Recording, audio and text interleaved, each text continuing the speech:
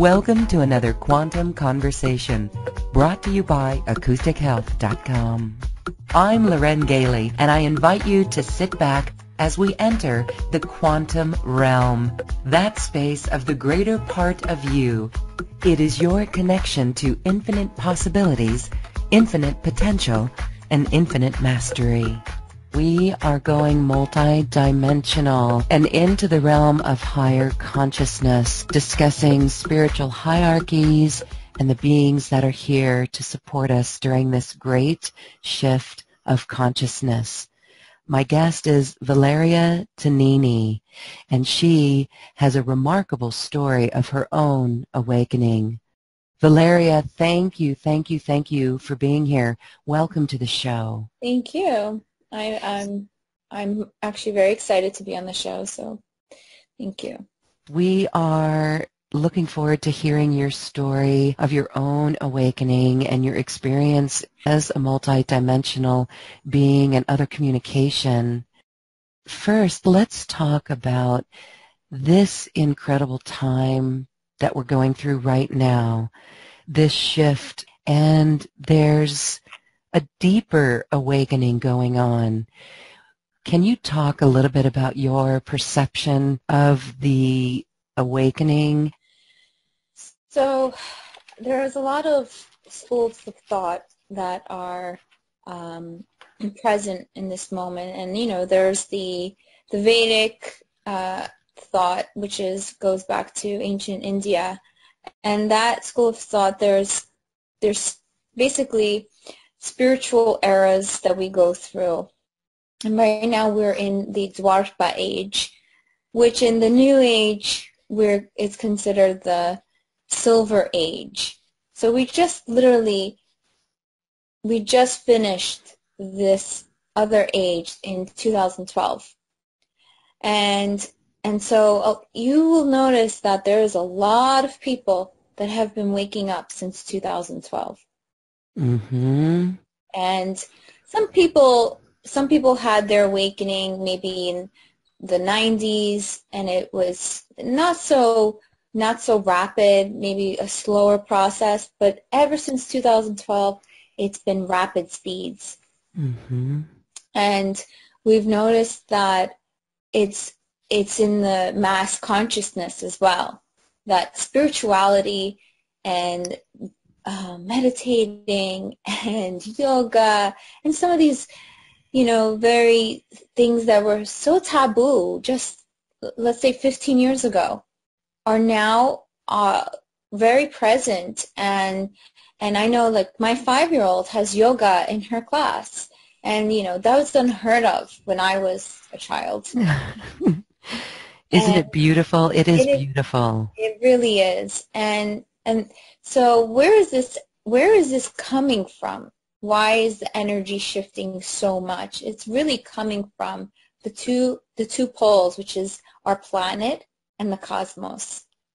And so the planet itself, Gaia, Mother Earth, Terra, whatever you want to call her, she is going through an ascension. So she has a time and space as well that reflects upon the mirror, which is the cosmos. Gaia the mother, cosmos the father, and these two are in a process of doing a dance. It's like yin and yang trying to merge. It's like a marriage, a sacred union coming together. And these energies are doing so much to us as human beings, the planet, as well as the cosmos. In the past 5 years, we've seen supermoons, blood moons, blue moons, purple moons, Mm-hmm. Solar flares, all kinds of comets, and all kinds of things happening that it feels so very packed into these short period of time because of this dance that's happening. And let's call it the cosmic field, the God force, the universe. I like to call it the God force, is really excited right now because what's happening is all it wants us to do is unify, it's come into that oneness. And a lot of people have this rejection towards that because of their ego and their mass conditioning, social conditioning, and as well as, familiar conditioning. So this is why we're all waking up. It's just time. It's time. And those that don't want to wake up will suffer, either through anxiety, get sick with cancer, have mental issues like I don't like to call them disorders because it's really just an issue that can be healed. And all these things can be healed just as long as there's surrender to what's happening.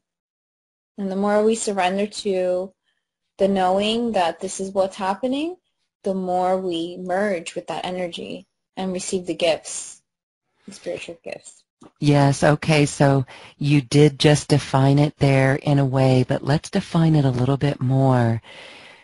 We say that all the time. It's almost a common phrase, wake up, wake up. What does that mean to you? Right. So it's very interesting because a lot of people right now are seeking alternative healing. Mm-hmm. And through this alternative healing, they're receiving different kinds of information that they're not used to. That energy can, if you shift energy, it can heal the physical body or the mental body or the spiritual body. And that is, again, just even 10, 15 years ago, that was something that was unheard of or just very taboo.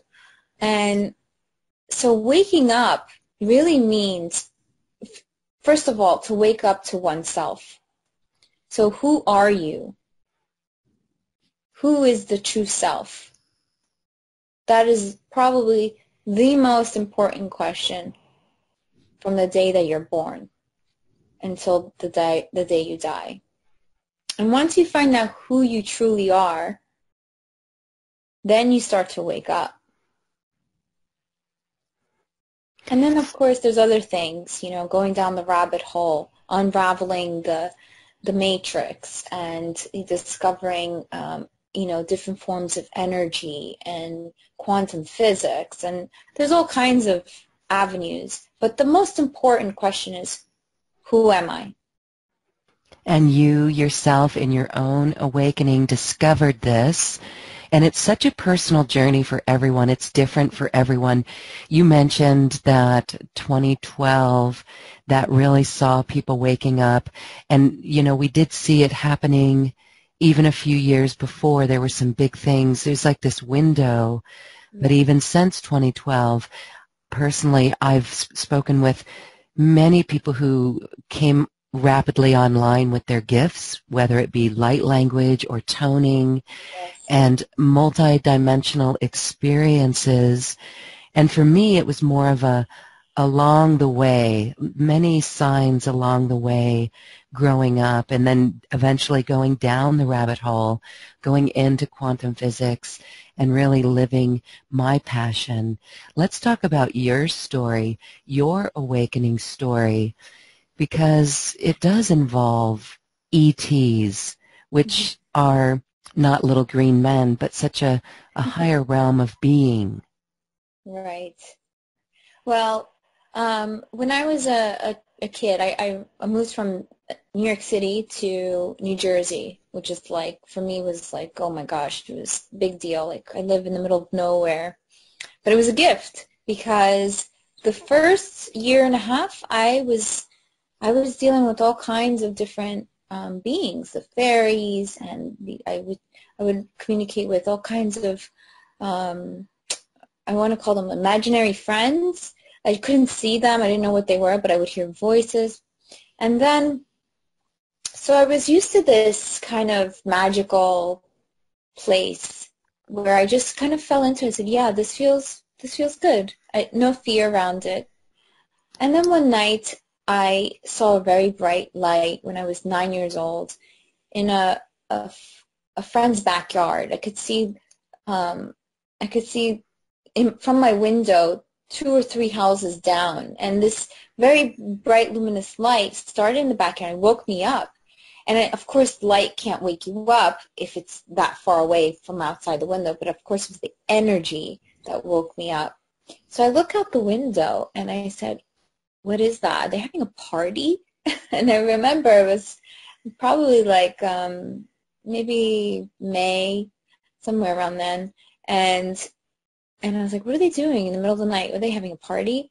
And then all of a sudden this bright light in the backyard lifted up into the sky and then went right in front of my house where my window was, and just kind of did a little dance, like circulating, and then it just shut up.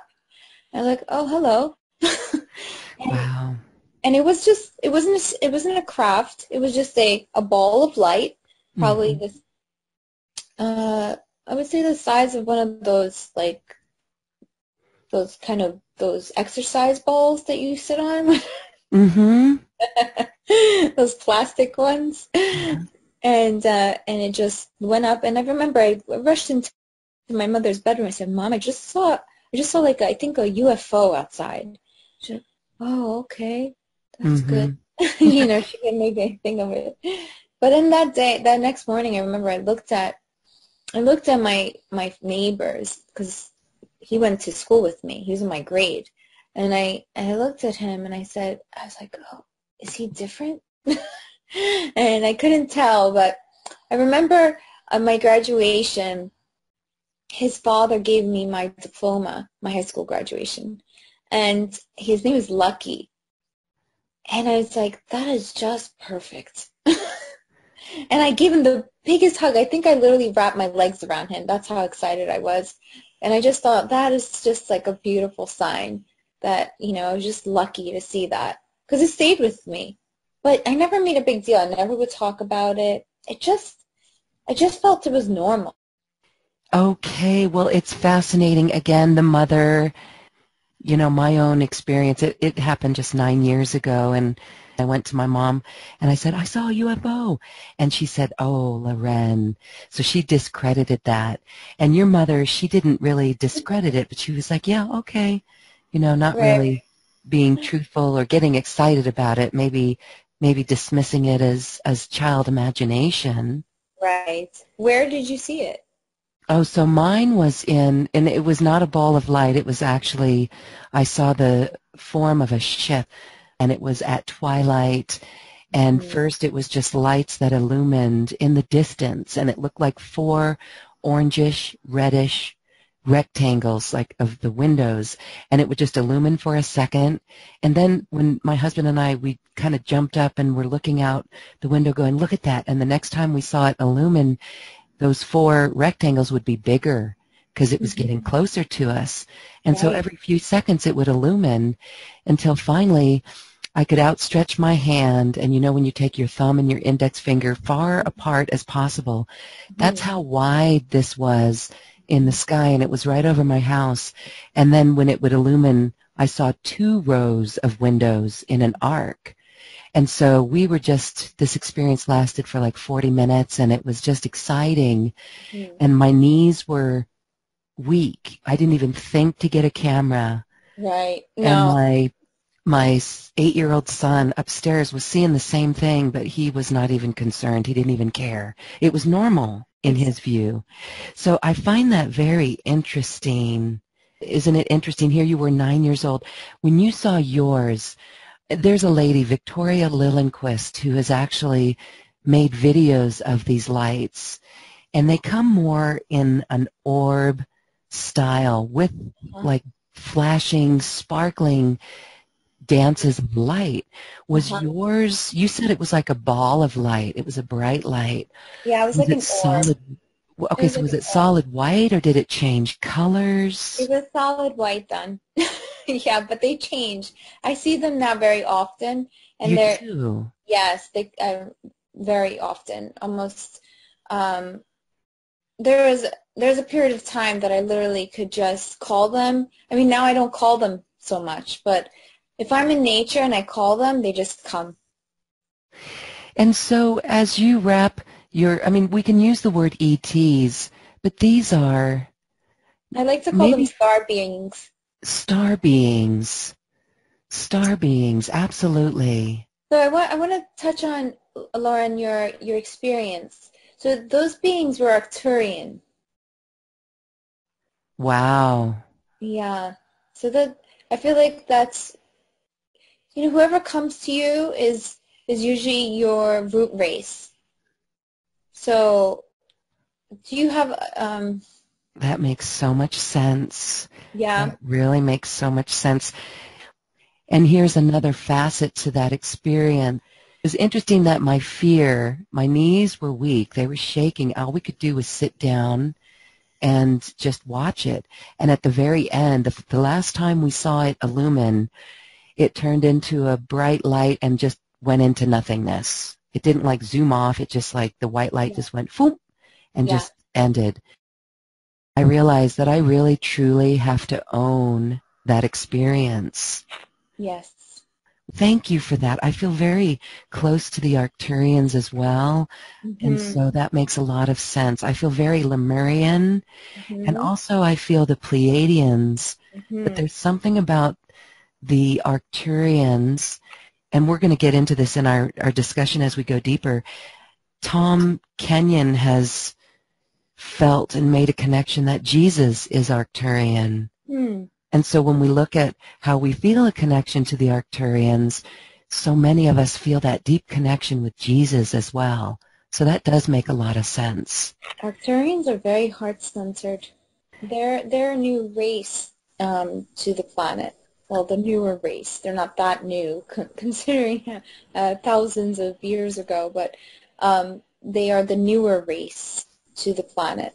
Or the newest, I should say.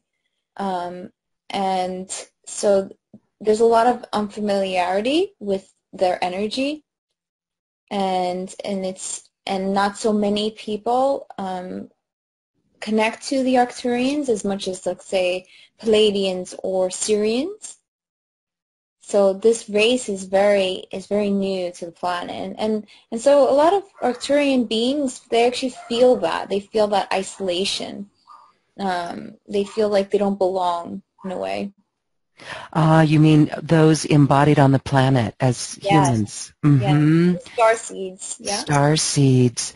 Yes. Okay, so star seeds, that's a whole nother definition. We're going to talk about that too. All right, I just want to share the other part of the story. 6 months later, I had a dream early in the morning where I woke up, and it was very vivid, so I know that was more than just a dream. But it was an experience where these 3, let's call them ships, came down. They looked like toys of propellers that you'd see on the back of a boat, and one was purple, one was orange, and one was green, and they were totally silent, and they just came down. We were in this huge grassy area near water on a hillside with a lot of other people at picnic tables, and when these ships came down, they were completely silent, but people looked up and freaked out, literally freaked out. So they got under the picnic tables, and the energy for me was, no, we cannot be afraid. And then I woke up. And so that, to me, it's a recognition that there was some level of work, that these beings were doing work on me to remove some fear, some visceral fear, and programming that we have in our world of off-planet life. Yes, absolutely. Yeah, they come here to, first of all, connect, which is an activation. Once they connect with you, you can always connect to them, just as long as there's no fear involved. And they know when you're ready. They start showing themselves to you, first of all, through, in the air with a craft of some sorts. Then they might, if you're really ready, then they come in and literally present themselves to you. And so, yeah, it's an activation, and they reprogram you to to become your true self. Okay, that is really cool. Let's talk more about your experience. You say that you are able to call these in, Mm-hmm. and you see them a lot, and I do. sometimes you don't. So talk a little bit more about those experiences, because there are questions that come up from our listeners that they really want to connect. Yeah. So what I do is, so I had a kundalini awakening about 8 years ago. So my whole body was activated into this higher consciousness. And 3 months after my awakening, these beings came to me. The two tall beings came. I'm going to make this like condensed, not, with very less detail. And they You're free to basically, use all the detail that you want, though. okay, We have okay. plenty of time, and I may just interject with questions. All right. So, I saw this luminous light again in my bathroom, in my bedroom. So my bathroom door is in my bedroom, and And and you were not scared because it was light, it was energy. yes, and I knew it was them, because previous to them coming. So I'm going to give you the formula here, okay, as how they come, how they come to you. And I figured this out after several times of noticing when they do come to me. So I went to a conference, and Colin Andrews, he's the guy from England that coined the term crop circles. And crop circles are basically the mandalas that are imprinted into crops all throughout the planet from Starbeings. Yes. So they're initiations. So Mm. and code to upgrade our consciousness. So I went to go see him, and I remember at some point I felt this very strong blowing in my ear, just like this. And I said, "Oh, okay. I know that. I know that feeling." And Mm. when I was a kid, after I saw the UFO, maybe like 3 or 4 years later, my sister felt this blowing in her ear, and when she was sleeping, in her bed, and she told us about it. And then I was like, "Oh, that's interesting. That might be a ghost." And the next day, I had the same blowing in my ear. So I told her about it, and we both, it had to be a ghost of some sort, because it was just, it wasn't a breeze. It was literally like someone was blowing in our ear. So we Mm. just kind of put it to the side and said, "Oh, it's a ghost." We were okay with ghosts. So, so this blowing in the ear was a confirmation for me that it wasn't a ghost, that it was ETs. So I was like, "Oh, okay." So right away, the first thing was recognition. So there was a belief, there was a recognition, there was Mm-hmm. The belief. yes, right away. It's like, okay, I recognize it, I believe it, and it's real. So that was first. Then I went on the way home. I'm driving back home, and this woman she bumped my car, so we got into a car accident. So the police came, and she was going crazy. Like, she was yelling at me and saying, "It's her fault, it's her fault." And I was in the space because, of what I've experienced in the conference. I was just in space, and I couldn't explain, to the police or this woman. I just looked at her and I said, "I don't know what to do." I couldn't even speak. So I had a rose in the back of my car, and I gave it to her. And I just reached out my hand, and I just gave it to her without saying anything.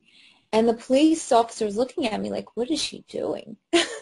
And she slapped my hand, and She did? did, and she just said, "No, I don't. What are you, nuts?" Or I don't know. I don't even remember the Oh, details. my goodness. I didn't even know what to say, and the police officer grabbed me and goes, "I don't know what you're doing, but nobody's going to understand this.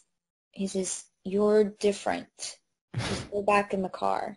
So I was like, "Oh, okay." And so there was a strange feeling inside of me. All of a sudden, energy was like coming up through me, which was very common in those days, that I would get like very strong energetic zaps because kundalini was so new. And but I started just like, oh, okay. And I was shaking. I remember shaking in the car. So that was all over. But the second thing was acts of kindness without anything in return. So I'm sorry, unusual acts of kindness without wanting anything in return. Unusual. That's the key word. Unusual. Unusual. Yes. Mm-hmm. Unusual acts of kindness. So something really like, why would you give someone that crashed into you a rose? Because that's such, I get that, and I love that you did that. That is from a higher consciousness. That's what you know in your soul, in your sacred heart, the best action to do.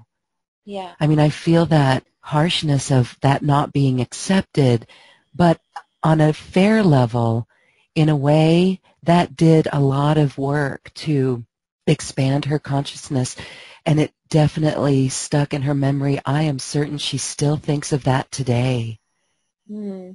So it's funny, with that car accident, everything was hashed out. There was no issues. She was trying to give me blame for it, and of course the police officer was like, he couldn't tell because I wasn't speaking that much. So he, actually not at all. So he's like, I don't know, I can't write a report if you don't talk. So there was no report from me. So she was saying everything and saying that it was my fault, but it really wasn't. And so I remember calling my insurance company the next day, and I said, I got into a car accident. It wasn't my fault, but the woman might say it was my fault. And he goes, well, we'll see what the police report says. So then they called the police, and they said she dropped it. Mm. Yeah. So that was good. So okay, so Yes, I mean, that right there, it took a little while, but yeah. that action, that assisted her in seeing things from a higher perspective, but Mhm. also that's an awakening there. Yeah, it's an awakening. Mm-hmm. And so that's another thing. So your acts of unusual kindness is awakening people. Yes. So once you do those three things, then they come. So the three things, okay, that's your formula. First, it's the belief. Yes. And here's another experience I want to share. Let's see, I guess it was 5 years later on a beach in Mexico, Tulum, on a woman's retreat. It was wonderful. We sat on the beach, and my friend, she says, that is not a star. And we look, and it literally grew, and you could see the layers of this star that was out there, and it was multicolored. It was a group of Arcturians and other beings. She channeled them, and I went to bed that night and had a very interesting dream state where the whole night I was just dreaming. Maybe I was on board, I don't know, but I was just dreaming about it, and it was an experience. Now that I talk about it, I was with them in consciousness, Yeah. and when I woke up the next morning, I walked out onto the beach, and I'm sitting there, and I heard loud and clear, "Now do you believe it's real?" Uh-huh. Yes, they do that. They do that. This conversation is actually assisting me to even further own that. So you're again helping me. Okay, so that formula is the belief, we must believe it, Yes. and then the recognition of it. Right now I'm recognizing what that was, even though it took me years. It doesn't have to take everyone years. And then the understanding that it's real. Yes. And then you said unusual acts of kindness. Mm-hmm. That's an interesting one. Yeah, it is. You're doing the unusual acts of kindness, and that's going to call them in? Yeah. So they see it. You become like a light bulb on the planet. Mm-hmm. And they say, oh, what's going on right there? There's some unusual acts of kindness. And I know it sounds humorous, but it's true. You literally become like a light bulb. And so then they're watching you. Okay. And they have their eye on you because that's what they want. They're here to assist. And so then how do you feel that you're assisted? You feel energy? I mean, one time I was in deep despair over my mother's transition, started weeping and sobbing, and suddenly I just felt my shoulders lift up and this whole different energy, lives like a pink energy, and I just stopped crying and I just got myself together. It was very interesting. Perhaps that was an angel. Yes. That's kind of what it feels like. Yeah, like a guide or, sometimes guides and angels are also considered what you call ETs. Okay. Yeah, it's the same idea. So then this is a crucial part. When we talk of ufology and the ufology crowd, we start to see the spiritual crowd and everything is converging, science and spirituality, and that means quantum physics and ufology, UFO study, Right. and then the spiritual crowd. In some cases, I feel that story of high strangeness kind of hijacks the spiritual community. But what we're doing is really understanding it even more so that it's almost redefining ET. Yes. Essentially, what a ET is a being, a multidimensional being that lives outside of this planet. But they also can reside here. They can go back and forth. We're all part of that race, or we're all together on this. They're our brothers and sisters. So for us to say that, first of all, some people think they don't exist, but then once you get past that, then you think that they could be malicious, have malintent, and that's something else that I want to go into. But I want to talk about just even reaching out to them for those that have no fear and want to connect to their ET guides or brother and sisters, and also why connect to them.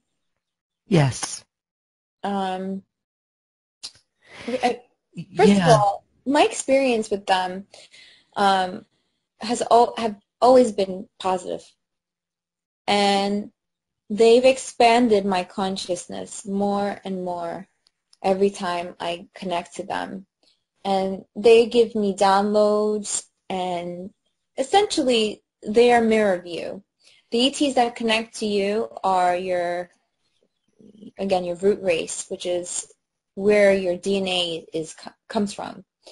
And what they give you is basically to elevate into your higher self so that you may operate on a level that will be harmonious, abundant, and good for all, not just for yourself. So that's really the point. Yes, harmonious and abundant for all, for the highest good of all. So that is where they are multidimensional beings. And that question has come up, are angels ETs? Yeah. I mean, angels are cosmic beings. They live in multidimensional realms, and that's where our ET friends live. They live in multidimensional realms. So, yeah, of course. If we have to think of everything as energy in like quantum physics, then so angels belong to that, different dimensional reality, just like ETs do. We tend to live in the third, fourth, and fifth reality. Fifth for those that are ascended more, but mostly our mass lives in the third dimension, but our angels live in the fourth and fifth. And some ETs live in those dimensions as well, and even higher, which means higher frequency. And that's why some people get scared when they meet ETs, when they come to them, because their frequency is so high that their vibration doesn't match the ET's frequency. So suddenly fear comes into the body, and anxiety. And so that's why people start to freeze, because Yes. yeah, because the frequency doesn't match the beings. But all you have to do is wait a little bit and calibrate, and then it's fine. It's beautiful, and they're healing you and giving you gifts. That is really comforting and quite amazing. And I know that so many are going to be working to call in their ETs. So again, it's the belief, the recognition that it is real, and unusual acts of kindness or acts of unusual kindness. Yeah. Yes, and the third one is to awaken that person or people through those acts of kindness, unusual acts of kindness. Yes, to awaken. To awaken. That is why we are here at this time. So let's talk a little bit about star seeds and star family. We know there's the Star Knowledge Conference, and that is with Hopi and other groups that recognize we come from the stars. So let's talk a little bit. The ETs that come to us are our root race. Yes. Can you share a little bit about the root races? And I know this leads to Lemuria and Atlantis. Yeah. And it's even other great avatars who came onto our planet, including Jesus and Mary, Isis and Osiris, and also even 500 years ago there was a golden avatar in India, Gauranga. See, there's so many stories, especially in the Hindu and the Vedic teachings. Yes. Let's talk a little bit about star seeds and star family and the lineage of our root races.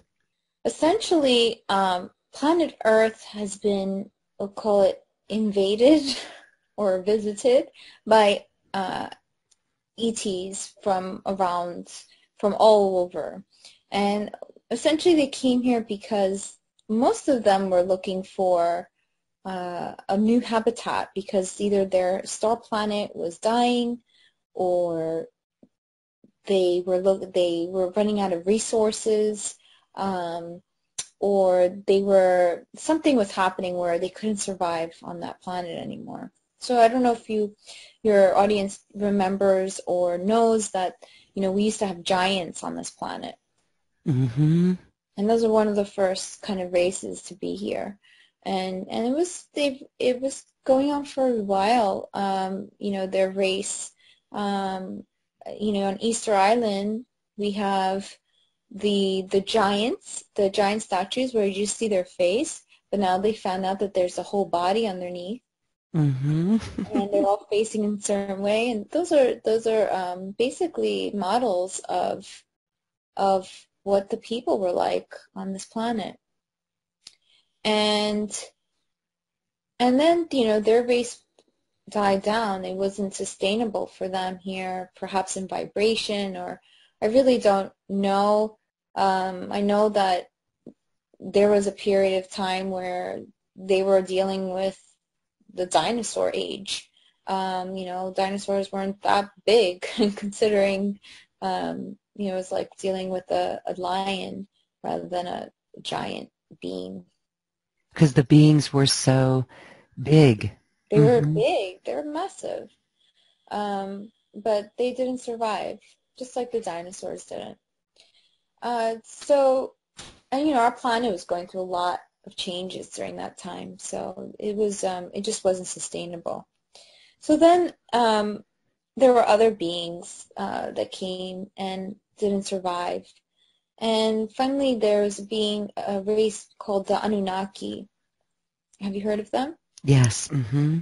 So the Anunnaki were beings, again, that were looking for a few things. First of all, they were looking for gold because they were trying to find gold is a conductor that they use in other parts, other star planets and places, and they use that to build technology.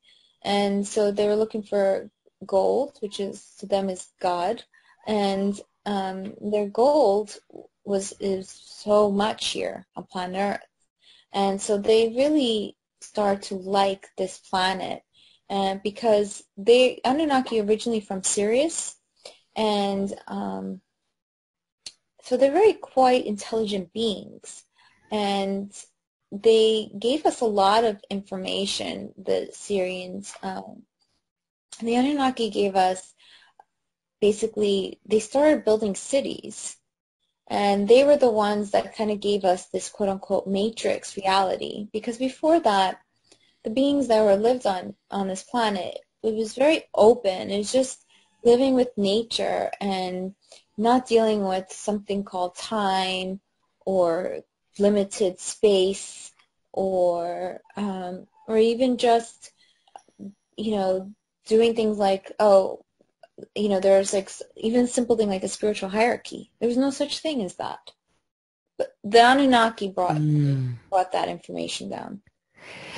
So Lemuria, when we were talking about Easter Right. Island, to me, that just is a remnant of Lemuria. So where does Lemuria fall into line? The Anunnaki came after, right? Was it after? No, they're before. Were they before? Were they? They're the first root race. So essentially, the Anunnaki, they started to splice DNA, and so they used the Earthlings, the original Earthlings, with their DNA. And there's two beings, brothers, Enki and Enlil, and they essentially created Adam and Eve. So this was the race that is what we are today. That's why this story is so important, because it's who we are today. It's human race. And so Adam and Eve, we started to create this human race. And so Enki went to Lemuria, Enlil in Atlantis, and they're brothers, but they start to become competitive because, see, the thing is, the Anunnaki also, they brought in a lot of intelligence, but they also brought down ego. So what happens is, in their DNA, the DNA that they brought down, introduced this layer of intelligence and also separation from the I, and separation from other self. And so that's where the ego starts to, say, I'm separate from you. We're not unified. I'm more important than you. You're lower than me. Again, spiritual hierarchy. Mm-hmm. So then, this is where the two split, Lemuria and Atlantis, and this is why they went into war, because, again, they introduced this ego self. Before that, there were no wars. That was the first war to happen on the planet, and it's because of that DNA that they brought in. So our DNA only had one strand, and they introduced a second strand to our DNA. That spiral DNA that we have. Mm-hmm. So we have now two strands of DNA that spirals, and that they introduced the second one. So we're ready now for our third strand. And this is what the ETs told me, that the Syrian beings who I'm connected to, they, the benevolent ones, they told me that we're ready for something called diamond consciousness, which essentially is where our minds are multifaceted. We can connect to anything, multi-dimensional, and we can see the unified field. we're basically becoming elevated beings where there are no limitations to our energetic self as well as our creation, our manifestations. So, but this comes with a purification process, and that includes cleaning out that DNA, of which was programmed by the Anunnaki. So that will introduce our third strand in our DNA, but this third strand will not be visible to the naked eye. It will be like a holographic strand that will tie it all together, and basically will be the superhumans on the planet, and not having anything to do being better, just being more elevated in frequency. Yes, we see what's happening on our planet now, really waking people up to understand this and elevate the frequency. We must elevate the frequency. Okay, so this is fascinating. I know, it's a lot of information. So the beings that you communicate with, that's your star family, yes? Yes. So yeah, going to the star family. Most of us are Palladian, Sirian, and Arcturian. And all of us come from Sirius. But what happened was that Sirius had imploded because Anunnaki was having this war because they left Sirius. They had this war with the Sirius B, and so Sirius A and Sirius B were fighting, and essentially the Sirians had to go onto other star planets, which was Pleiades and Arcturus, Orion, and they went there. They went to different places, Lyra. They went to different places, but most of us that are here are from those three places, majority. Very few from other, like Lyra or Cassiopeia or Orion. Yeah, I said Orion already. So anyway, the point is that our root race really comes from Sirius. We all come from Sirius. It's just that we've transmuted to other star planets, and some of us still go back and forth. So we came from there. We came onto the planet. We stayed on the planet for all these years, or we've come to the planet, then we went back and stayed on some other planet and spent time there, a few 100 years, and then maybe came back to this planet. Now the time there is very different from the time here. So our minutes are months to them. Wow. So, yeah. So our star being brothers and sisters are waiting for us for a very long time. And, so 12,000 years for them is times 30. It's just they've been waiting for so long. And every time they come to us, they get so happy. They get the whole society is cheering for us. They're rooting for us. Really. Yes, and so when we're talking about being multidimensional then and bringing this diamond consciousness more into the forefront, let's talk about that, because here this information comes to you directly from your communication with them. Yes, they came and to me. Yeah, and actually it corroborates what others are getting. Oh, good. Yes. I'd like to hear that. It's beautiful, really, diamond consciousness. So share with us more about really what this means, and you also said we can see the unified field. Yes. So essentially, the unified field for us is what is there. It's what exists. So nothing outside of us is not we're not able to access inside. Everything we can access within ourselves, within our third eye, within our consciousness. Consciousness is a field, and we are all connected to that consciousness. Consciousness is like the ocean, and we're the drops of the ocean. So we have access to the whole ocean.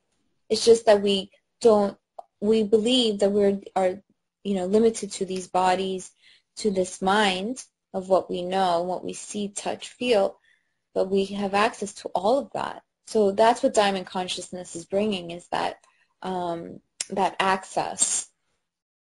Mm-hmm. Yeah. So I started seeing a kaleidoscope in my third eye, and I was like, wow, this is so beautiful. I remember saying, I don't know why I keep my eyes open. Because it's just so beautiful in my third eye. And I went into Let me ask you, was that after your kundalini awakening? Yes. Okay, go ahead. So let me explain to you what happened. Okay, so the formula, right? So I went out to dinner with a person who wanted to meet me, and I didn't really know this person that much, really just through social media. But so I said, okay, let me open my heart and meet this person. And then I met the person, and then this person was starting to open up to me, and there's a I gave the person a healing, and that person was truly like changed after this. So then I went to go see a friend of mine who's very connected, and we work together a lot in the New York ET arena. And I was telling him what happened with this person, and he's like, "Oh, that's so interesting." And then we started talking about how, I don't know, we started talking about how I feel different and he feels different, and then he started working on my head. I mean, I'm just fast forwarding a little bit here. And I said, you're opening up an antenna in my head. And he says, oh, really? He said, I said, yes, I feel that I will see them tonight. So the belief is always there for me. So I can always, I fast forward to acts of kindness, acts of unusual kindness. And then awakening the person. And so I knew right then that, now I could just sense them coming. And so that night they came. And so going down seeing this kaleidoscope in my third eye, I started to travel inside of it through my consciousness. And at the end of the kaleidoscope, it started to become like a tunnel. In the tunnel, there were the two beings, and they had no form. They were just light. And I knew they were Syrians, and I said, what do you, is there a message for me? And they said, of course. And they showed me all of these, like, they showed me like, kind of like diagrams. And explaining the diagrams. The diagram was, one of them was that we're going into humanity is now shifting and going into higher states of consciousness, and this is what we're calling it, the diamond consciousness. They don't really use words. See, they use imagery, and of course they're telepathic. So for me, it's like how I translated it. And it's funny how a lot of people are translating in the same way. Yes, to me that is validation. It's amazing. People who are channeling as well are not looking around at what others are doing. So when we see it corroborate in this way, that to me is the truth. It's the first time I heard it, so for me it's like, oh, I thought I found, like, I was just amazed, because as soon as I went online, because I always need confirmations. This is my own hurdle inside. It's trusting even my own self. I trust everything outside of myself, but then when I have to trust myself, I have to, receive confirmations. So I went online and I downloaded Sirius Diamond, and Wow. so it's SIRIUS Diamond, And as soon as I Google that, I saw the diamond, how it's like a kaleidoscope, and I was like, oh my goodness, that's perfect. And it was just a perfect confirmation. And for your listeners, they can do the same thing. And actually, what they could do is meditate on that. Meditate on that diamond. Let's do a quick little meditation to take us there. Sure. So I will also do a transmission because I work with source energy, so everyone can receive at this time as well. So beautiful. Here we go.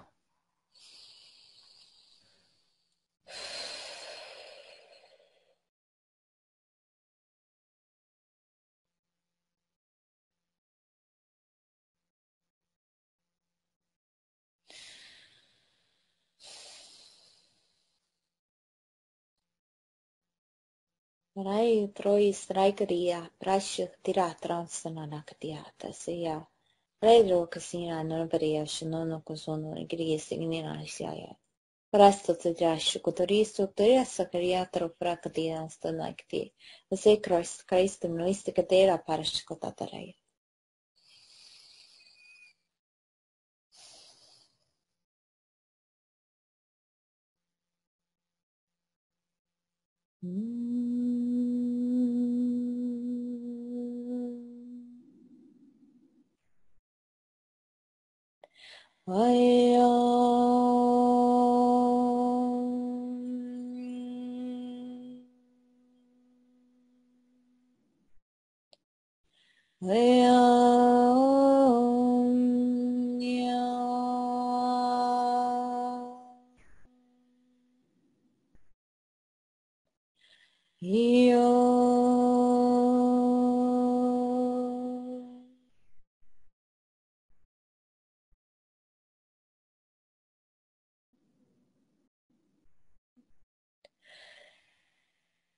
Oh, yara ketera parai kriya dio ismina ne koprai tratra.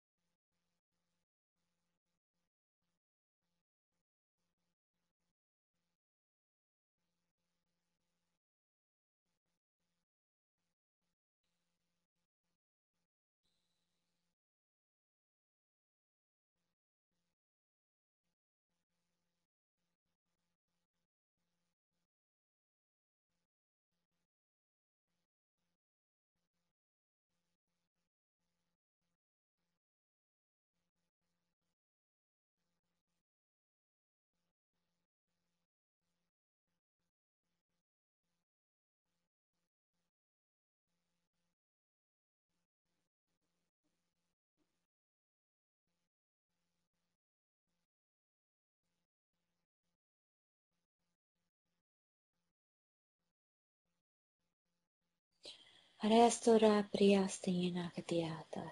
Presto kutishana froshina karisto to referashina karala tai. Praio prio chotita teketa. Haraprafta kodosititi. Aya. Aya.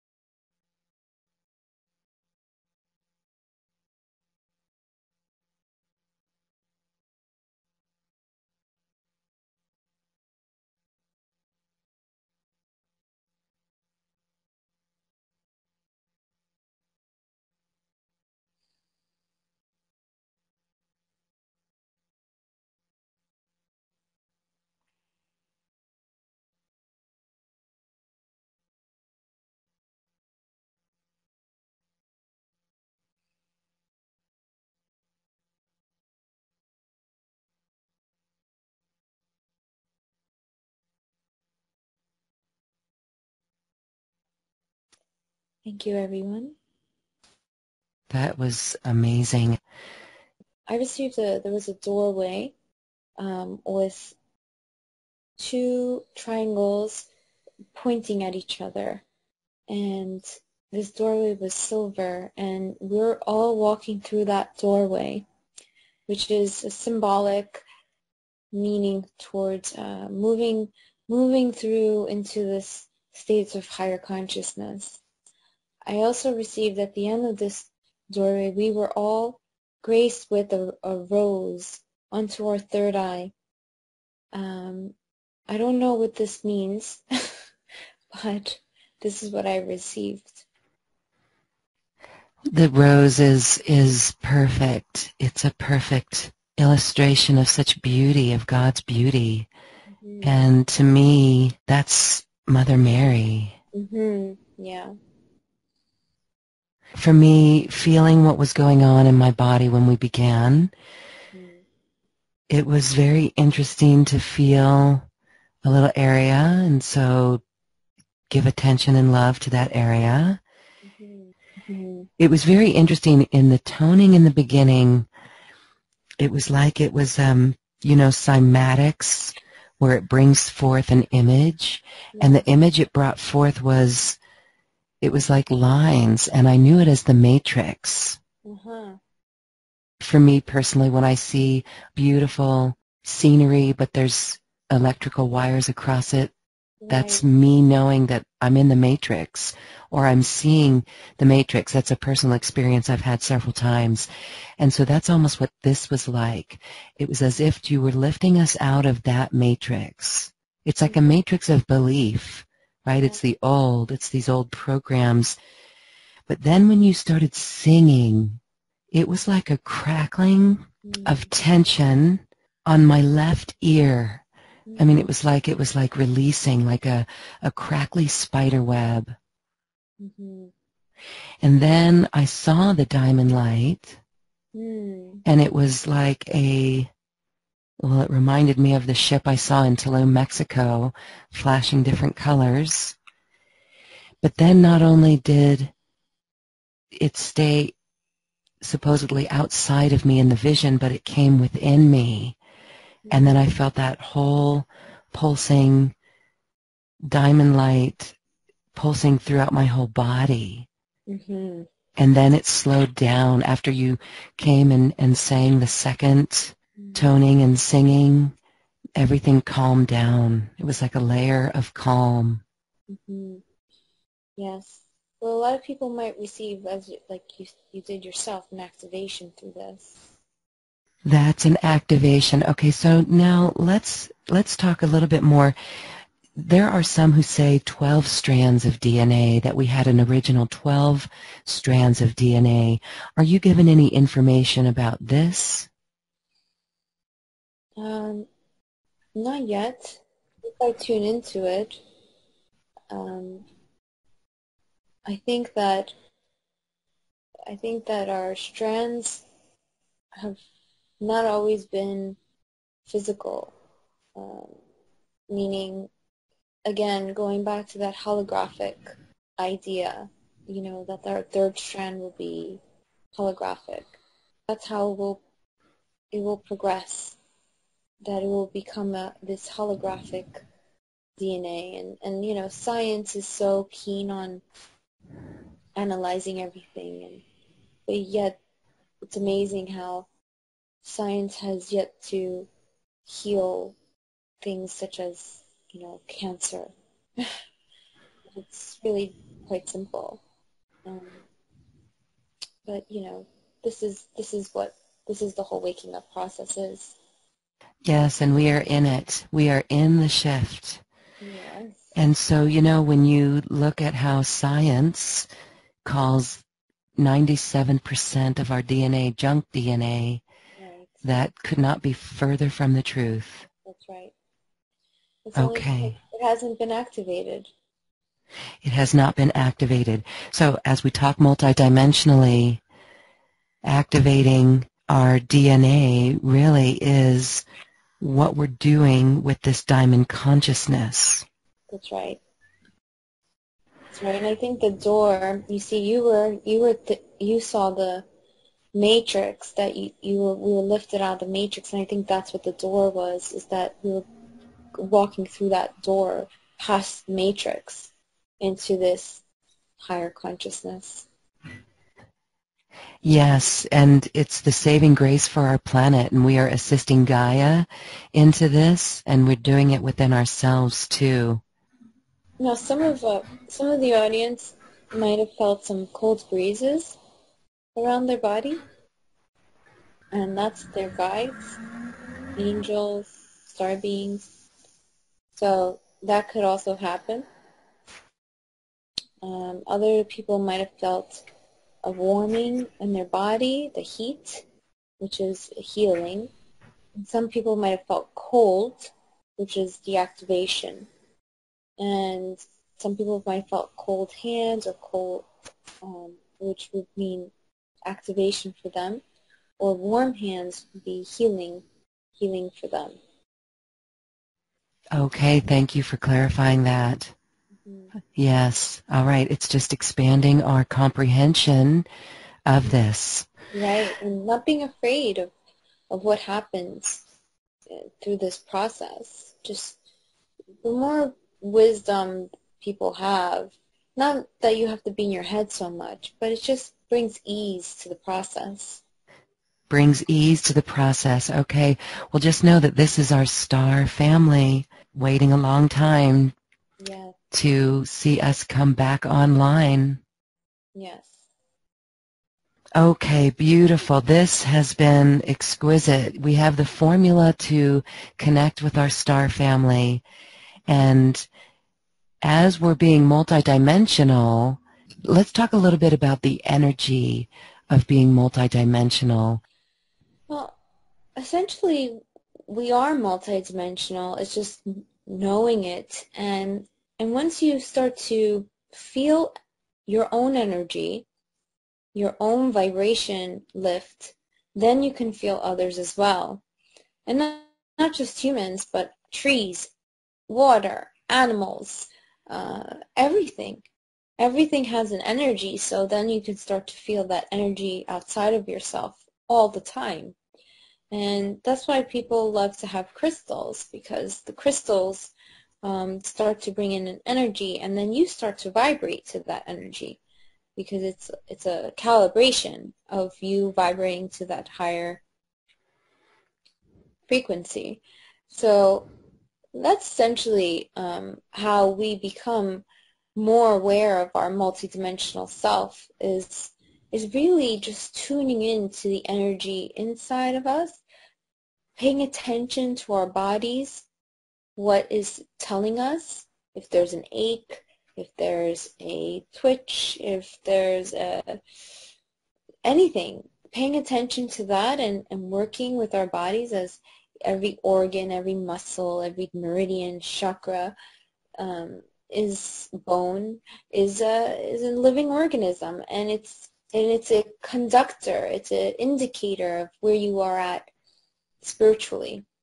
And so if you're sick, let's say you have some sort of disease or whatever, you can tune into your body and then start communicating with that part of that body, and sense the energy, what's there, what is that piece holding on to, what is the energy that's there? Is it sadness? Is it depression? Is it anger? Is it anxiety? What is it that's making that part of your body sick?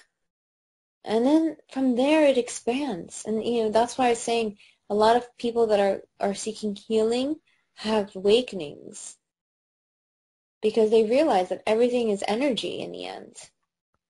And then you start looking for that energy through crystal bowl healing and all kinds of sound healing, hands-on healing, Reiki, and all kinds of healing, all kinds. It's beautiful where the awakening comes from that. And even in the quantum physics studies, when they look at, okay, in one instance, a gal used LSD and had an experience which was her own awakening. It was a knowingness, something where she understood completely, and then her tests, her diagnosis was negative, just disappeared like that. Did she have cancer or something? Yes. Okay. And so what you're saying is we don't need to do the LSD experiences of this, but get there on our own with this inner journey. So what was it that she received? I was at the Quantum Congress, and they were giving a case study about a woman who was stage 4 cancer. Yeah. This was their experiment, was given LSD, and in that she saw the source of all creation and how she created it, actually. That's right. And that's what is that? She found out who her true self is. Who am I? That is the answer to all healing, all activation. That's really all it is. And what the distortion is keeping you from that. That's right. Well, this has just been a beautiful conversation. We're going to bring you back live with our audience, because I know there's going to be some questions, and then even people who have questions about their own journey for you. Yeah, that'd be fun. I'd love to invite you to do an online healing retreat, which is a paid webinar, a longer version with deeper teachings or experiences. Yeah, that's great. I would love to. So an online healing retreat, this is going to be a video live stream over Zoom. It's beautiful because we can see you. You and I will be visible, and those who want to share their screen or share their video can. Right. But what's this like in a group session? So it's magical. So And the transformations people receive is incredible. So essentially, it's all energetic, and they feel it through my words, they feel it through my presence, and they feel it, of course, in the stillness. The words are downloads, so it's working on them physically, mentally, energetically. And then when we go into the quiet space, they'll have an experience, as you did. Mm-hmm. And then from there, we can have questions and answers, and resolve any personal issues. Which usually, you see, when a group comes together, they are all connected somehow, and so whatever issues one might have, the other people might have the same exact issues. So not only are we resolving that one individual's issues, most of the group is resonating with that and can relate to that. So there's no coincidence that these group of people come together. I trust the divine that whoever comes into this retreat they're perfectly placed there. Yes, and this is what it means to feel into the heart and look for the resonance. And those who know that and feel it, yes, they know to show up. I do know exactly where to focus on because I'm also a psychic intuitive. I see Akashic records, so I can literally pick out people's issues. But it'll be beautiful.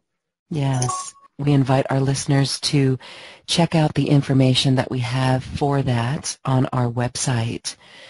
Well, this has just been an exquisite conversation. Pleasure. It has been high vibe, just feeling you and that transmission. Mm-hmm. You now work with source energy. As we wrap up our conversation, can you share a little bit about how that came through for you? And this does involve the toning and light language. Right. And you allowing yourself to get out of your own way without judgment and bring that forth. What was that like? Mm-hmm. The Kundalini awakening really it just activated all of my chakras, and so as soon as I received this knowing that I was not just here to heal myself, but I heard a voice, and I say it's God, and the voice was telling me, it's time for you to heal now. And I said, what? And I didn't quite understand until somebody told me the same words 2 minutes later. And I said, aha, so healing others. And so I started doing just that. I was at somebody else's session, group session. And the person that was leading the session actually told me to get up and heal others. Mm-hmm. So it started then. And then because of self-doubt, I didn't really pursue anything until, again, I heard the voice. You need to do session here, and you need to do this, and you need to do that. And then as I was doing the sessions, the voice would come up, the light language was coming up. Everything was just building upon each other. The more I believed in myself, the more I loved myself and trusted the divine, the more the gifts would come. Mm-hmm. Yeah.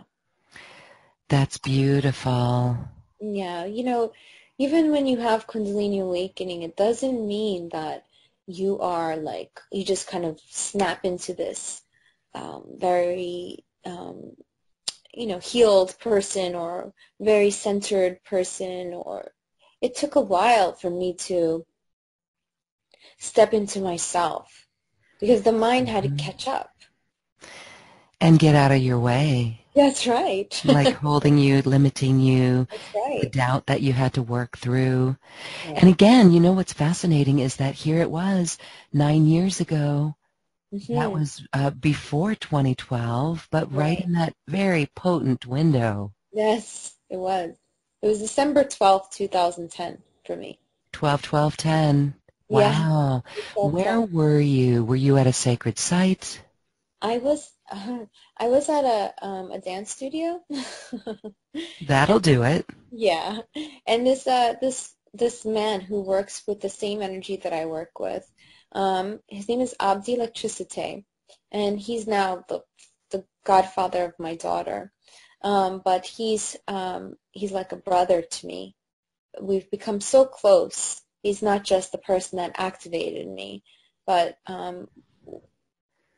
we share so much together. And so I went to his session, and he activated me, and I had a kundalini awakening. And some people call it the fire of the Holy Spirit.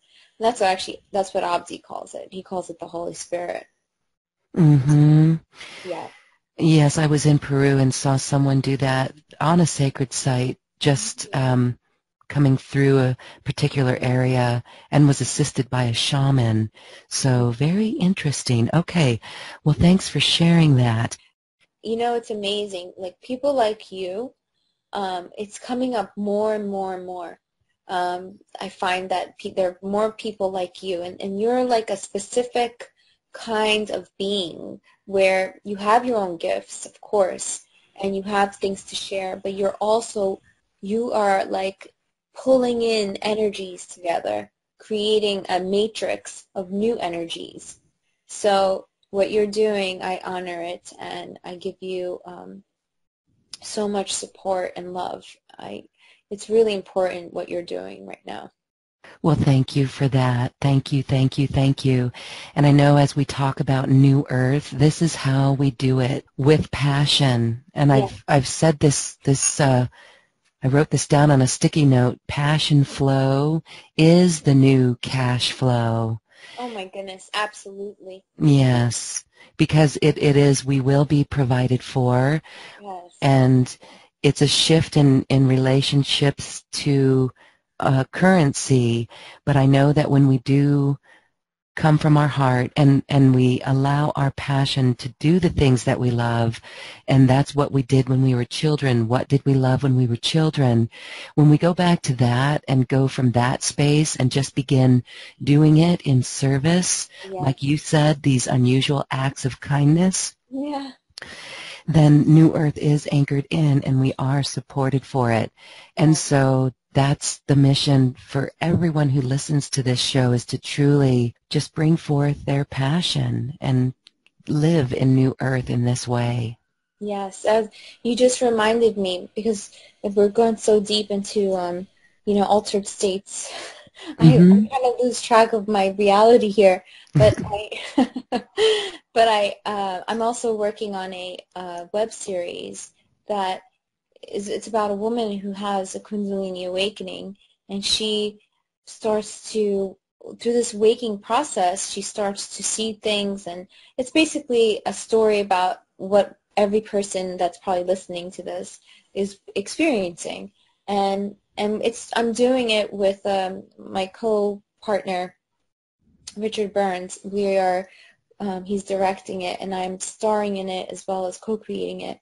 But it's called In the Flow, and it's basically going to be a show that will educate people, awaken people, as well as activate people. And Yes, beautiful. So I'm really excited, and we're not getting paid through this process, but it's a passion project.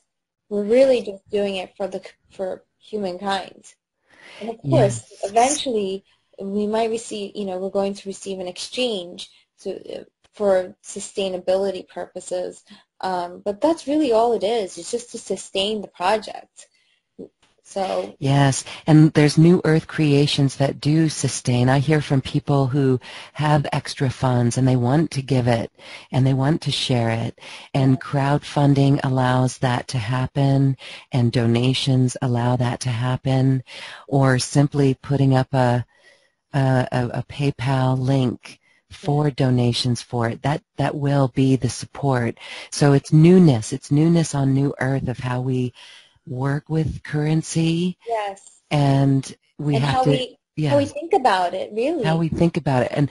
And like you said, you're not doing this web series for the money. No, You're it's doing it so, in service, and the money will come. There that's will right. be ways. And not just myself, my co-partner as well.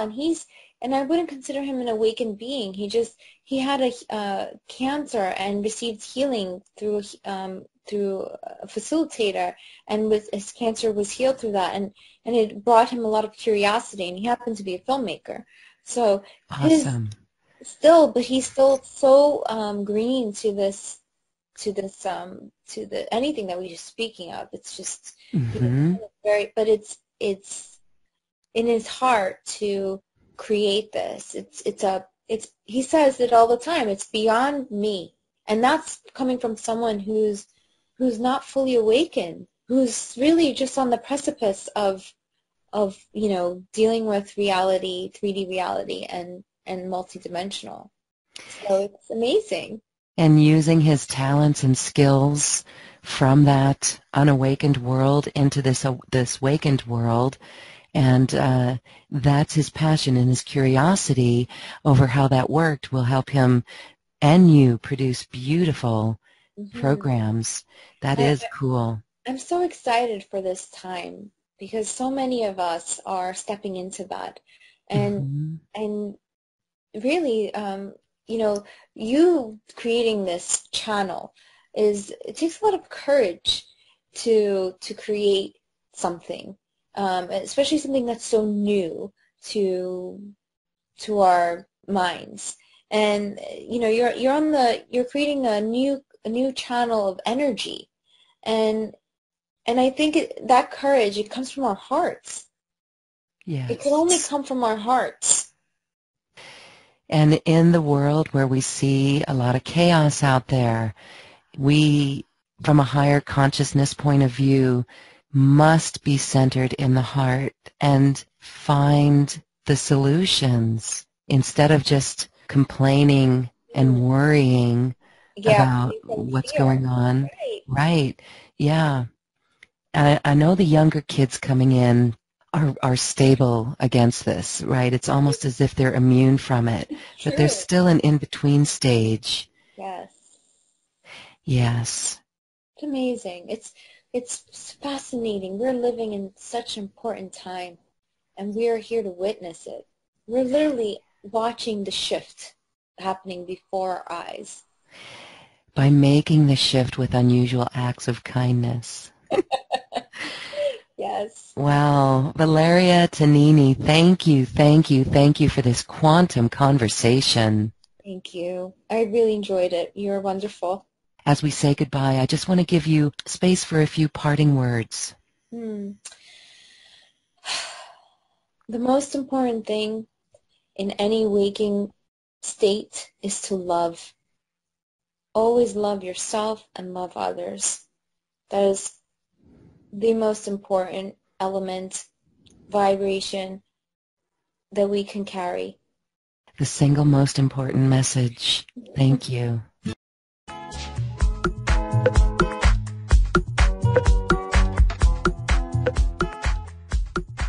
Thank you for listening. If you've enjoyed this program, please share it with your friends and loved ones.